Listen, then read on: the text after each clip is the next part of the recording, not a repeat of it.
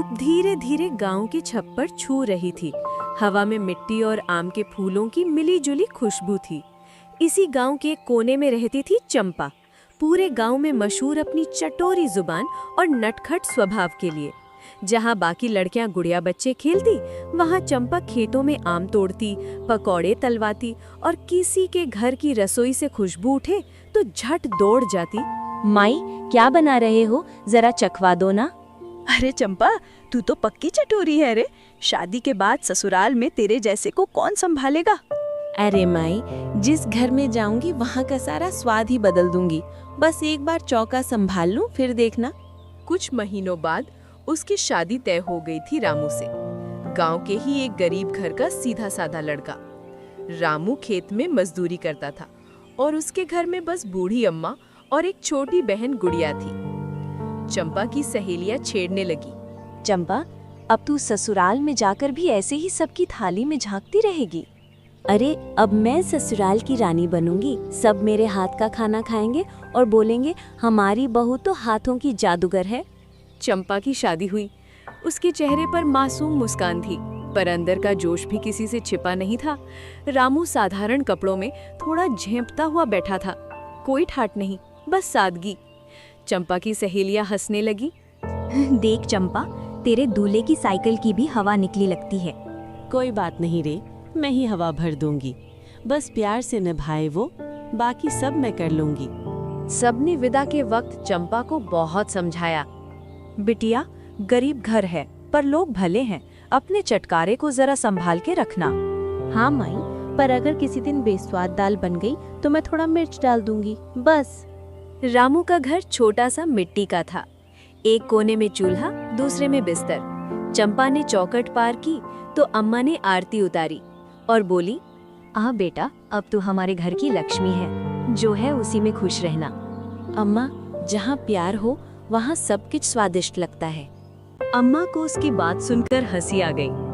अरे वाह बहू, तू तो बातों में भी नमक डाल देती है। शाम को पहली बार चंपा ने रसोई संभाली। घर में बस एक मुट्ठी चावल, थोड़ा सा आटा और कुछ सब्जियां थी। रामू ने संकोच में कहा, आज बस सादी खिचड़ी बना ले, घर में ज्यादा कुछ नहीं है। अरे रामू जी, स्वाद ज्यादा चीजों से नहीं, मन से बनता है। देखना, ऐसी खिचड़ी बनाऊंगी कि उंगलियां चाटते रह जाओगे। वो चूल्हे के पास बैठी, थोड़ा तेल डाला, प्याज तले, फिर दाल चावल और हल्का सा हींग डाला। सुगंध पूरे घर में फैल गई। भाभी, ये तो बहुत अच्छा महक रहा है। कहा था ना, बहू आई है तो खुशबू भी साथ लाई है। रात को जब सब सो गए, चंपा और रामू बैठे थे। तू तो सबको हंसा देती है, लेकिन ये गरीबी, डर नहीं लगता? गरीबी से नहीं डरती रामू जी, बस बेरुखी से डरती हूँ। अगर पति का साथ हो तो मिट्टी भी महक उठेगी। तू तो सच में अलग निकली चंपा। और आप भी वैसे ही निकले जैसे चाहती थी, सच्चे और मीठे। अगले दिन गांव की औरतें आईं। नई बहू कैसी है? सुनते हैं बहुत बातूनी है। बातूनी तो है, पर काम में तेज भी है। चंपा हंसते हुए सबके लिए गुड़ और पानी ले आई। एक औरत ने पूछा, बहू, तेरे मायके में क्या क्या पकता था? अरे माई, जो भी पकता था मैं सबकी थाली में झांक के देख लेती थी, फिर थोड़ा स्वाद बढ़ा देती थी। सब हंस पड़ी। शाम को चंपा ने नया प्रयोग किया। थोड़ा सा बेसन लिया, कुछ प्याज और मिट्टी के चूल्हे पर छोटे छोटे पकौड़े बना दिए। पूरा घर महक गया। भाभी, ऐसे पकौड़े तो हमने कभी नहीं खाए। तो अब से हर हफ्ते खाओगी। स्वाद में गरीबी का क्या काम? चंपा, तू जो भी पकाती है उसमें जादू होता है। क्योंकि उसमें थोड़ा प्यार, थोड़ा मसाला और बहुत सारा मैं होता है। सुबह का वक्त था। सूरज की हल्की किरणें रामू के मिट्टी के घर की दीवारों पर पड़ रही थीं। चंपा पहले ही उठ चुकी थी, आंगन में झाड़ू लगा रही थी और गुनगुना रही थी। सनवा के पिंजरे में मोर बोले रे। बहू, तू तो गाना भी मिठास में गाती है, जैसे गुड़ में रस। अम्मा, काम बिना गाने के फीका लगता है, जैसे दाल बिना नमक के। तो मतलब तू तो नमक बनकर आई है हमारे घर में? नमक नहीं, पूरी चटनी समझो। तीनों की हंसी से घर गूंज उठा। अब गांव की औरतों को नई बहू की तारीफ और बातें सुनाई देने लगी। कहीं कोई कहता, अरे वो चंपा बहू तो ऐसी बोलती है कि सबकी हंसी छूट जाए। हाँ रे, पर देखना, ज्यादा बोलने वाली बहुएं अक्सर सबका मन भी दुखा देती हैं। एक दिन पड़ोस की मालती चाची आई। उन्होंने आकर कहा, बहू, सुना है तू पकवान अच्छा बनाती है, चल आज हमारे घर आ, देखूं तेरे हाथ का स्वाद। क्यों नहीं चाची, पर एक शर्त है, जो बनाऊंगी पहले आप खाओगे। अरे तू तो नखरेबाज बहू निकी। नखरे नहीं चाची, बस आत्मविश्वास है। मैं जो बनाऊंगी सबको भाएगा। मालती चाची के घर चूल्हे पर चंपा ने बेसन के आलू के गोले निकाले और ऊपर से थोड़ी सी इमली की चटनी डाली। सुगंध चारों तरफ फैल गई। मालती चाची ने चखा। अरे बहू, ये तो लाजवाब है। देखा ना चाची, अगर मन में प्रेम हो तो बेसन भी पकवान बन जाता है। गांव की बाकी औरतें भी चखने लगीं। सबने तारीफ की, पर वहीं खड़ी शकुन बुआ बोली, स्वाद तो ठीक है, पर बहू का मुंह ज्यादा चलता है। आजकल की लड़कियां ताम से ज्यादा बात करती हैं। बुआ, अगर बातों से किसी के चेहरे पर मुस्कान आ जाए तो मुंह चलाना बुरा नहीं। सभी हंस पड़ी। शकुन बुआ मुंह बनाकर चली गई। गांव में जलन की हवा धीरे धीरे चंपा की चर्चा हर ओर होने लगी। गांव के लोग कहते, रामू की बहू तो घर में खुशियां भर दी हैं। पर कुछ औरतें जलने लगी। देखो ना, आई तो गरीब घर में, पर चाल तो जैसे ठाकुराइन की। दिन भर गुनगुनाती रहती है, काम करेगी कि नहीं? बरसात का मौसम था। आसमान पर बादल घिरे थे और बिजली बार बार चमक रही थी। रामू खेत पर खड़ा था और उसके पैरों के नीचे से मिट्टी बह रही थी। उसके चेहरे पर बेचैनी थी। चंपा दूर से दौड़ती आई। रामू जी, क्या हुआ? देखो चंपा, सारा पानी खेत में घुस गया। धान की पूरी फसल बर्बाद हो गई। अरे रामू जी, फसल तो फिर से उग सकती है, पर हिम्मत अगर सूख गई तो कुछ नहीं बचेगा। अब क्या करेंगे चंपा? घर में दाना नहीं बचा, खेत डूब गया।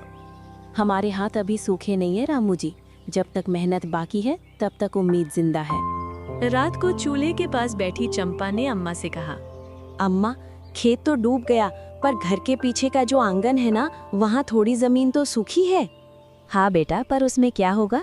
सब्जियां उगाएंगे, लौकी, भिंडी, टमाटर। थोड़ी जगह है, थोड़ा भरोसा भी। इतनी सी जमीन में क्या उग जाएगा? आपने सुना नहीं रामू जी, बीज छोटा होता है पर पेड़ बड़ा होता है। पर हमें सब्जी की खेती का इतना ज्ञान नहीं। ज्ञान नहीं, जरूरत है, और जरूरत सबसे बड़ा गुरु होती है। कर ले बहू, तेरे मन में जो जोश है वो शायद भगवान का इशारा हो। अगले दिन से चंपा और रामू दोनों सुबह सुबह मिट्टी खोदने लगे। चंपा ने गोबर की खाद डाली, पुराने टमाटरों के बीज निकाले और मिट्टी में गाड़ दिए। वो गुनगुनाती जा रही थी, मेहनत से मिट्टी भी सोना बन जाती है। तू तो गाना गाते हुए काम करती है, थकती नहीं? काम में मन लगा हो तो थकान भी आराम बन जाती है। कुछ दिनों में आंगन हरा भरा हो गया। छोटे छोटे पौधे उगने लगे। टमाटर के फूल, भिंडी की लताएं और लौकी की बेलें। अरे बहू, ये तो जैसे पूरा बगिया बना दिया तूने। अम्मा, जब मन में हरा रंग हो तो मिट्टी भी रंगीन लगने लगती है। 3 हफ्ते बाद टमाटर लाल हुए, कुछ भिंडी तोड़ने लायक हो गई। चंपा ने सब इकट्ठा किया और रामू को टोकरी थमाई। रामू जी, चलिए, आज से हमारा नया व्यापार शुरू होता है।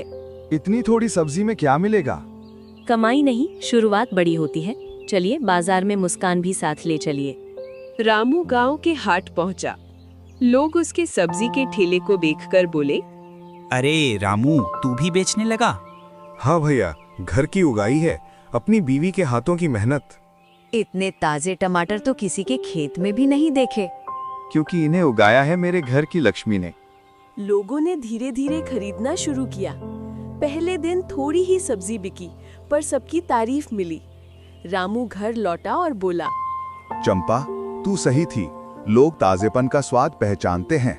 अब अगले हफ्ते ज्यादा सब्जी तोड़ेंगे। कुछ ही हफ्तों में पौधे खूब फल देने लगे। हर सुबह रामू और चंपा आंगन से टोकरी भरकर निकलते। कभी भिंडी, कभी टमाटर, कभी लौकी। घर खुशबू से महकने लगा। अम्मा बोली, बहू, अब तो हमारे घर में हरियाली ही हरियाली है।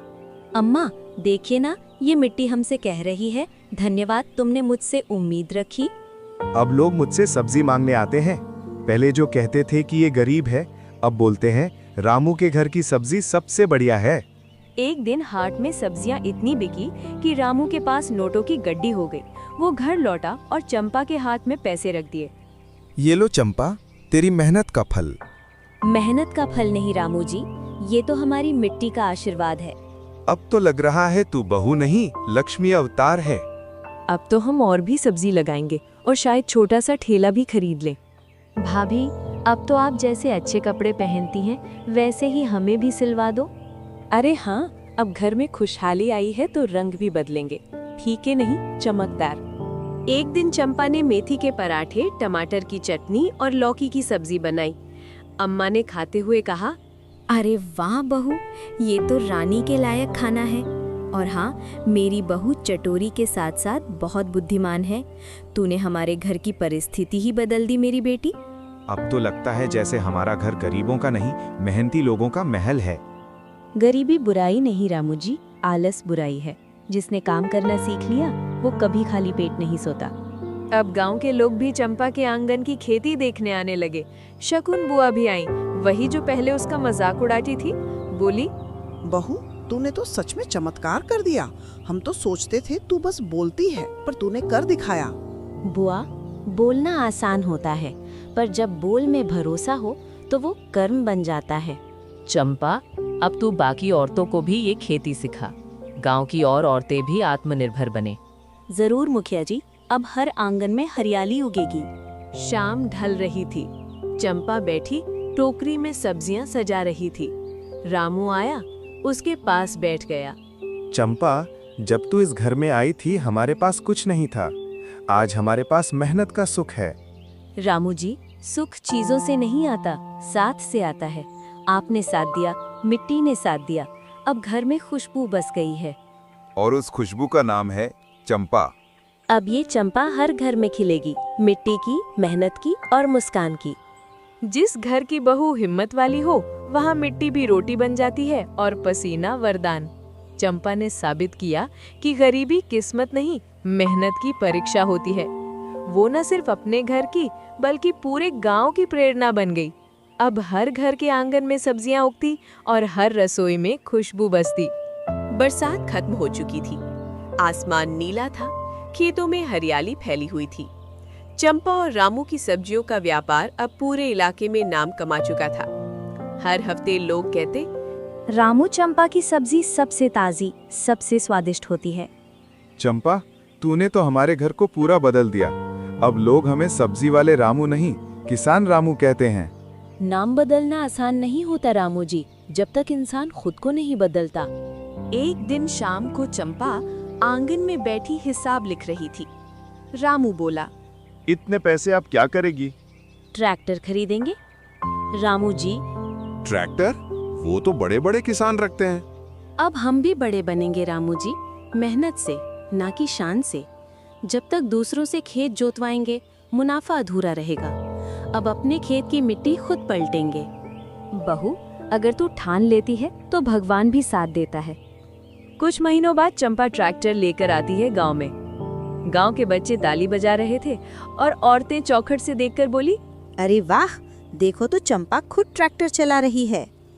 अब सुबह होते ही चंपा ट्रैक्टर लेकर खेत जाती।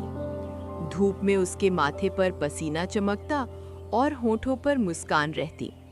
रामू खेत की मेड़ पर खड़ा देखता और गर्व से मुस्कुराता। अरे मेरी चंपा, तू तो पूरे गांव की मिसाल बन गई। रामू जी, जब औरत हल चला सकती है तो ट्रैक्टर क्यों नहीं? पहले लोग कहते थे बहू घर संभालती है, अब कहते हैं बहू खेत संभालती है। एक दिन पड़ोसी हरिया आया। चंपा भाभी, मेरा खेत सूखा पड़ा है, बैल भी बीमार हैं, क्या आप थोड़ा मदद कर सकती हैं? क्यों नहीं हरिया भैया, ट्रैक्टर मेरा है, खेत तुम्हारा, पर मेहनत हमारी दोनों की। वो खुद ट्रैक्टर लेकर हरिया के खेत पहुंची और जोताई शुरू कर दी। हरिया की पत्नी आंसू पोंछते हुए बोली, भाभी, आप जैसी औरत भगवान ही भेजता है। नहीं भाभी, भगवान सबको हाथ देता है, बस मेहनत से उन्हें काम में लाना पड़ता है। धीरे धीरे चंपा सबकी मदद करने लगी। किसी की फसल बोती, किसी की जुताई करती और बदले में पैसे कम ही लेती। गांव की और औरतें थी अब खेतों में उतरने लगी। कोई सब्जी उगाने लगी, कोई पशुपालन करने लगी, और सब कहती, हम भी चंपा जैसी बनना चाहती है।